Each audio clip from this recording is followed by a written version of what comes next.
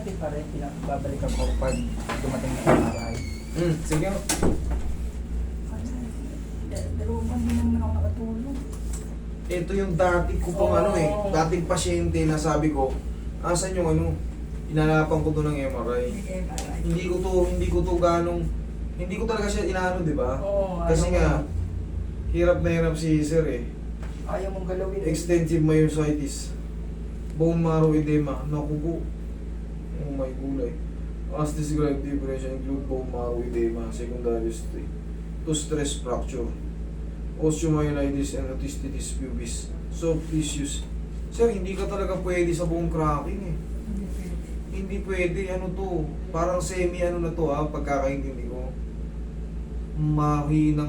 Ano ba, ang bone marrow kasi yun yung laman ng buto.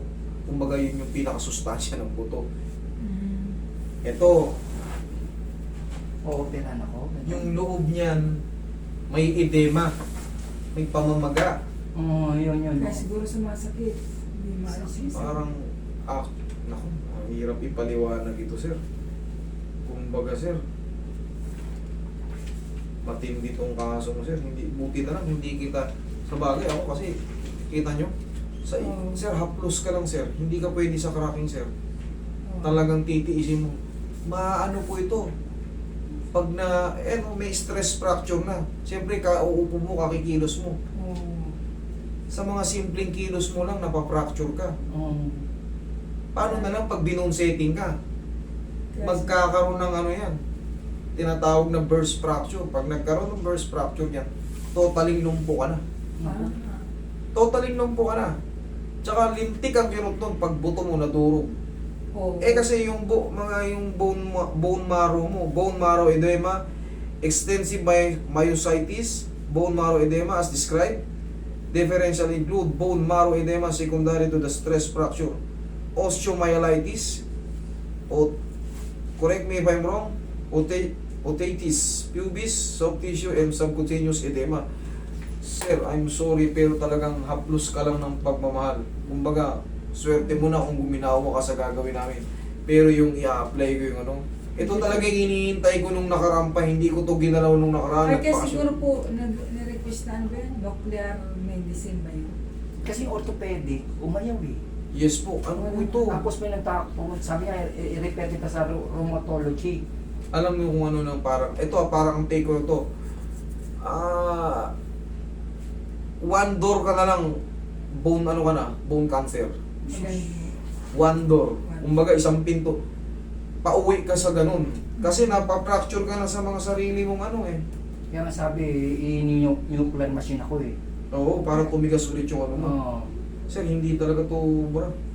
Kaya siguro na-request kang nuclear Machine, Oo. titignan natin. Ako ngayon ko lang narinig yun in-nuclear Kasi nakita ko Kasi hindi naman talaga ako sa pero yung kaalaman ko sa kahit pa paano hanggang saan marireach yung nalalaman ko. Meron marami akong pagkukulang pero yung sa mga ganitong kaso kaya nating intindihin, hindi ko i-apply yung ko. Buti na lang talaga hindi ko siya kinracking nung nakaraan. Alam ko na yung may condition si sir na Sir Roy, higa kang patagilid.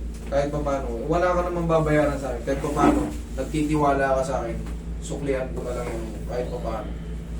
Yun na lang yung may tutulong ko. Diyan ka lang. Kaya po na kami sa APU, wala din. Iwasos kami 40,000. Kita mo? Binigyan ng Kita mo yung bone marrow mo may edema. Diyos ko po. Lord, sana tulungan niyo si sir. Ayun nga po, laging dasal eh.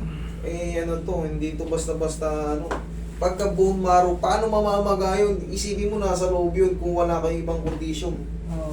Diba? Kaya nga po na-request ni... Tiwala nyo sa akin. Oo nga po. Ayan, ito na lang muna may sukli ko. Talagang hindi ka pwede sa method ko.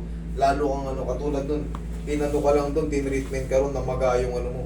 Ganon na lang paano pag binonset ka namin. Ito lang pinakasukli. Haplos lang ng pagmamahal. Roy, abutin mo yung kahit to paano yun. Ganon lang haplos lang ng pagmamahal. Medyo, ito magaling itong doktor ko. Tandaan mo pa, di ko na cellphone. Kahit pa paano. Sir, gumaling ka Maraming na. salamat In Jesus name, ha? Amen. Maraming salamat sa pagtitiwala. Thank you. Doc Chan. Sana okay. Sige po. Huwag na po kayo magbayad ha. Salamat. Salamat. Salamat. Sige. Sir, Thank you.